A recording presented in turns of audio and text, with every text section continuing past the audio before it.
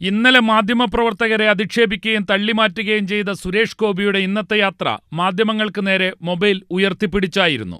തൃശൂരിൽ സുരേഷ് ഗോപി വിരിയിച്ച താമരയിലൂടെ സംസ്ഥാനത്താകെ നേട്ടമുണ്ടാക്കാമെന്നായിരുന്നു BJP കണക്കുകൂട്ടൽ. പക്ഷേ കേരളത്തിൽ നിന്ന് ആദ്യമായി ലോക്സഭയിലേക്ക് ജയിച്ച BJP MP പാർട്ടിയെ നിരന്തരം വെട്ടിലാക്കുകയാണ്. മലയാള സിനിമാ മേഖലയെ പിടിച്ചുകുലുക്കുന്ന മീടു വിവാദത്തിൽ സുരേഷ് ഗോപിയുടെ പ്രതികരണം BJPയെ ഞെട്ടിച്ച്. മുകേഷിന്റെ രാജിക്കായി സമരം ഘടിപ്പിക്കാൻ പാർട്ടി തീരുമാനിച്ചപ്പോഴാണ് MP മുകേഷിന് പരസ്യ പിന്തുണ പ്രഖ്യാപിക്കുന്നത്.